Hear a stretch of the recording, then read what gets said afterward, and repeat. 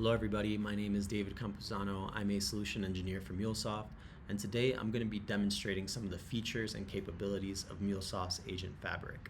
But before I show you the live demonstration, let's sort of anchor us on what we're going to be seeing today.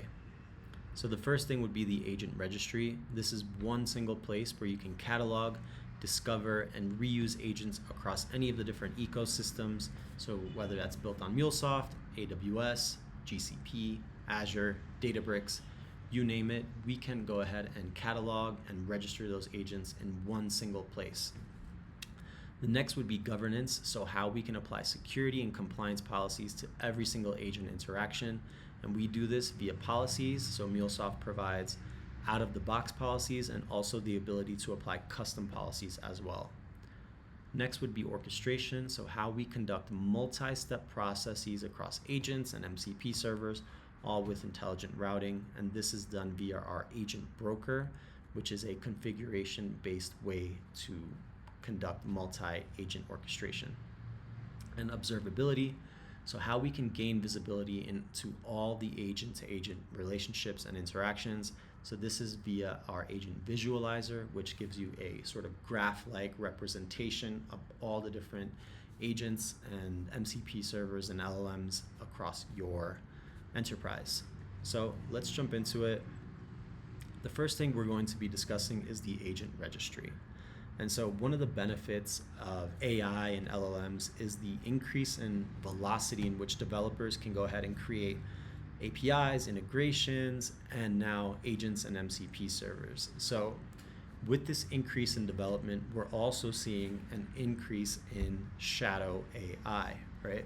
And so with MuleSoft, we allow you to go ahead and register all your different agentic assets, no matter where they are, in our Anypoint Exchange. And we can do that via our UI or also a programmatic way via a CI/CD pipeline. And I'm going to show you both methods. So here is Anypoint Exchange, and this is essentially our agent registry, but it's much more than that. It not only shows you the different agentic assets, it also has policies, LLMs, REST APIs, templates, etc. We also have connectors that you can view and templates as well. So let's go ahead and publish a new asset or agent. So let's call it math test 101. Call it an agent, A2A card. And so this is a sentiment agent. I'm just going to attach this A2A card, which has the different metadata like URLs, skills, etc. And for platform, let's just call this Databricks.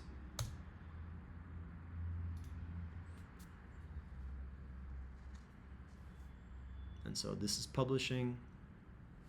And just bear with me, my internet's been a little bit slow today.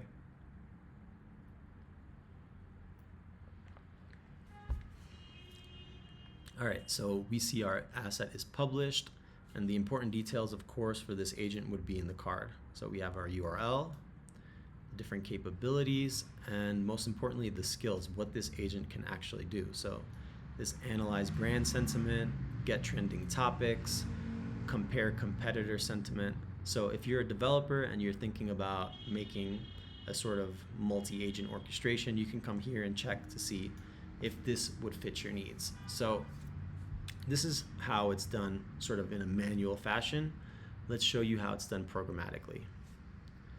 So here is an agent I built that's running on GCP, and it's using an A2A SDK. And so what I'm going to do is just create a code change and then push this code to GitHub, which will fire off my CI/CD pipeline. So git status, git add, git commit, readme change, git push origin main. And so when I fire this, the code change over to GitHub, what's going to happen is going to fire off my CI/CD pipeline, and then we would then programmatically register to Exchange. So that's been pushed. Here's my GitHub repository. This is my README. I'll hit refresh. It should say now, and that means that my action is now being fired off. So README, it's built in test, that's green. Now it's in the register to Exchange section. It's authenticating with MuleSoft.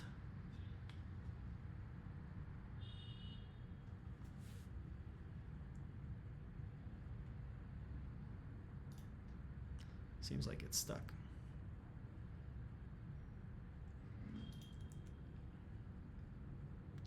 There it is. So I think the UI was just stuck there. And so we could see that it's registered to Exchange. It has already published. We could see the patch version, so it's simply just updating the Exchange asset. If I click into this, let's give it some time, but what I should see is updated, 30 seconds ago. While we're waiting for that to load, what I'll show you is the actual code itself to register to Exchange. So under the hood, it's really just a API call using MuleSoft's Anypoint platform APIs. So understanding that it's literally just a post request, we can sort of embed this into any CI/CD pipeline, whether that's in Jenkins, GitHub, etc. So let's see. Yep, you could see this is updated 44 seconds ago. I hit the card details. So this is running on GCP run. I see the task search with AI reasoning, task search with AI insights. And so we're actually going to be seeing this agent running live in the orchestration a little bit later. But that's essentially how you both register in a manual fashion and in a programmatic sense. All right, so now we're going to switch gears and talk about governance and security. So having the awareness of the different agentic assets really is half the battle.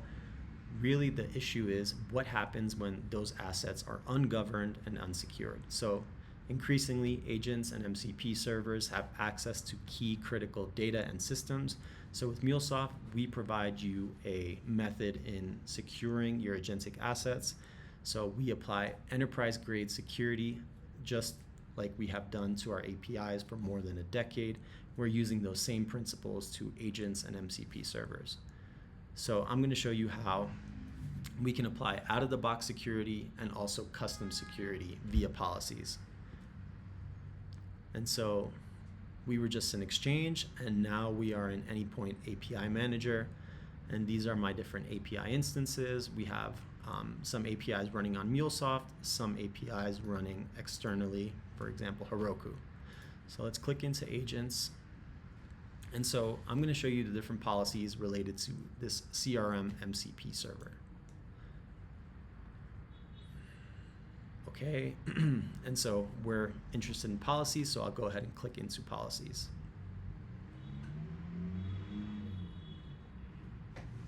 And so here we could see the different policies that are directly applied to this CRM MCP server. We have MCP support, JSON web token validation, message logging, attribute-based access control. And so what I want to show you is all the different out-of-the-box policies that we have available. So I can browse by category. So if I click into security, I can see the different security policies that are available out of the box. So OAuth 2.0, basic auth, IP allow list, access block, IP block list. So these are policies you can apply just with a few clicks. Of course, we have policies directly related to MCP, so MCP support, attribute-based access control. And so this is one of the policies I'm going to be double clicking into in just a moment. So let's head back to policies, right? And so JSON web token validation, this is the first one that I'm going to be showing you. So let's go ahead and hit edit configuration so we can see how this is configured. And so essentially, this is fully integrated with Okta. So what's happening is every time my MCP server receives a request, we're going to go ahead and validate the token or credentials that are being sent over with this request via Okta, and then it's going to return us different information about the request. So if I go back to policies, so that's how we are using Okta in this instance. And then we're going to take it a step further with this attribute-based access control. And as I mentioned, MCP servers and agents are increasingly having access to key critical systems. So one way that we can ensure that the right amount of access is being granted is via an attribute-based access control policy. So with these expressions here, we can see the different groups that are being returned from Okta. So we have the MCP basic group and the MCP admin, right? So if you're part of the MCP basic group, you should only get read access, right? So this, for example, in this CRM, they would only be able to get accounts. So they can only look at the accounts that are available. If it's an MCP admin, of course, we can read which accounts, but we can also delete accounts. We can also create accounts, and we can also update accounts. So in just a moment, I'm going to be showing you what this looks like live in a real-life configuration. But before I do that, I wanted to show you how we apply custom policies as well. So I'm going to click into this A2A task management agent and hit policies. And this time we're going to talk about outbound policies. So here is a credential injection GCP JSON Web Token policy. So this was actually created by a fellow SE, and I'm going to be leveraging this. So I'm going to show you the configuration. So essentially what's happening is that each time I'm going to make a call out to my task management agent running on GCP, I'm going to need to make sure that I have the proper access token embedded. And the way I'm going to do that is by using this Google service account, providing a private key ID, and making a call out to the Google token URL, which if everything is green, they're going to return me the proper token. And then, as I mentioned, what's going to happen is we're going to inject that token into the request to make sure that it's validated against the GCP run environment. So that's how we can apply custom policies. This one is created specifically for GCP, but we also have many other custom policies that are available to you directly on Anypoint Exchange. So we have things like AWS request signature, API gateway message logging, etc., etc. So we have many different policies available directly on Exchange. And if you need even more custom logic for your custom policies, we have something called the PDK Policy Development Kit. And here we have some examples of policies that were created on for AI. So token rate limiting, prompt decorator, prompt guard, prompt template. Of course, we have different ones like crypto, data caching. So these are the different examples that were created with the policy development kit, allowing you to really get that fine-grained control if required. So that's how MuleSoft allows you to really govern and secure the different agentic assets. And so let's see this in action. This is an MCP client, and we're going to be making a call to that CRM MCP server. The first thing I need to do is actually authorize myself via Okta. And so MaxMule, let me go ahead and log in with that code. 015882. Put my password in.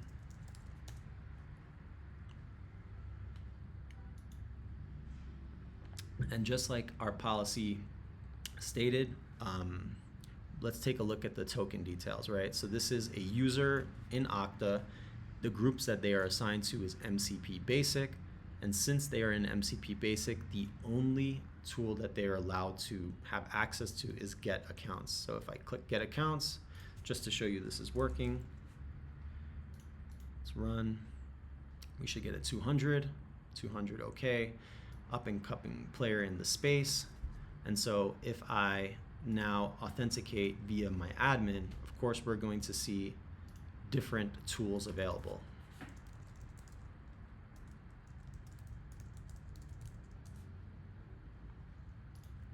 Let me put my code in.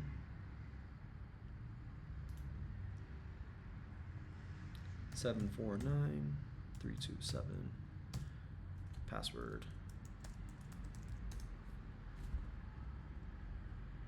And so if I take a look at the token details, we see the groups, MCP admins, and of course I have the full gamut of read and write capabilities and access to the tools.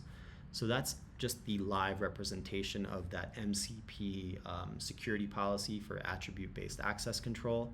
And so that's essentially how that works. All right, so now let's switch gears into multi-agent orchestration. So we have registered our agents, we have now governed and secured them. Now it's time to go ahead and create a multi-agent use case. So what I'll be walking you through today is a project management use case, and this follows sort of that supervisor pattern. So our agent broker will be the supervisor, and it will then delegate tasks to its worker agents like task management agent and employee search agent. And as I mentioned, these are also have full security measures enforced as well. But I'm going to show you how we actually create the broker first. So here we are in Cursor. This visual representation here is available via the Anypoint Code Builder extension. So it allows us to visualize this configuration here. And so this is my agent network. We have our project management broker, which has an access to the GPT-5 mini model, and the worker agents, the task management and employee search agent. So let's show you how we sort of create this multi-agent user. So first thing is our broker. We'll click into here, and of course this is A2A compliant, so we're going to have an A2A card. We have the protocol, and of course the skills. So we have task search, employee search, then we also have the spec, so what model is associated with this broker itself, GPT-5 mini, and then very simple instructions, your project management assistant with access to 2 agents, task management, HR employee agent, route queries to the appropriate agent and return their response. So just with a few simple instructions, we can create a multi-step process. And the way we sort of define what agents are going to be involved is via these agents right here. So this is the reference, A2A GCP task management, and that would be down here.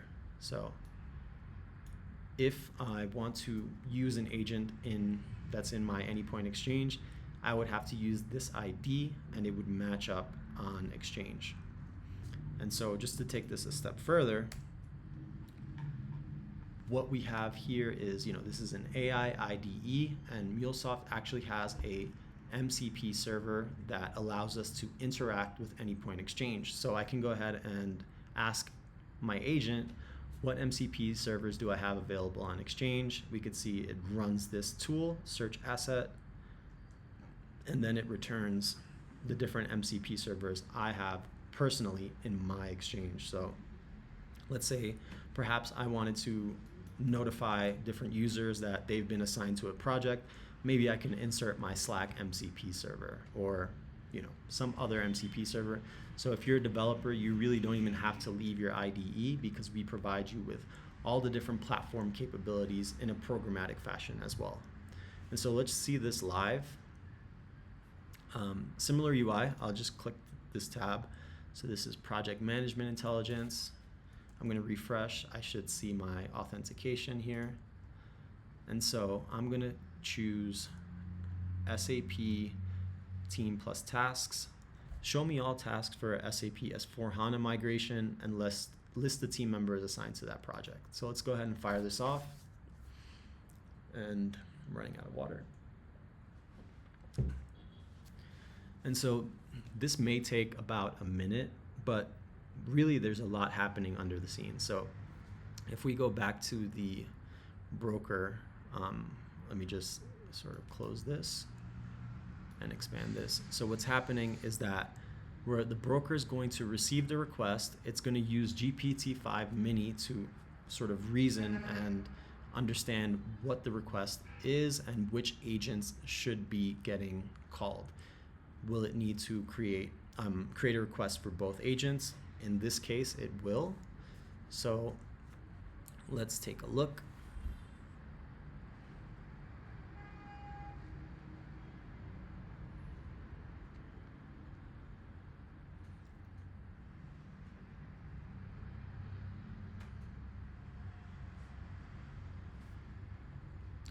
And if we have a more simple, oh, there it is. So it returned the response.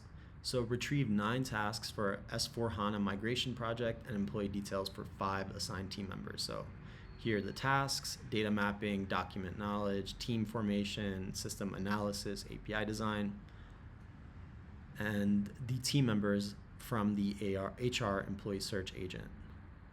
And so that was all done in a configuration-based manner. I had leveraged the assets that I've already had on Anypoint Exchange, and I was able to create this project management use case.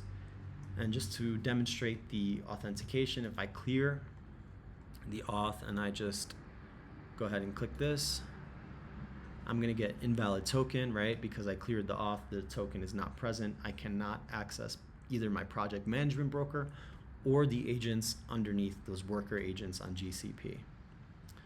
All right, so the last piece of the puzzle, we've talked about the agent registry, governance and security, multi-step process or orchestration and agent orchestration, and now finally end-to-end observability. So we're going to be taking a look at how we are capturing all that trace data across all the agent interactions, agents, MCP servers, LLMs, but additionally, we're also going to be looking at the agent visualizer, which is going to give us that visual representation of all the agentic assets within our enterprise.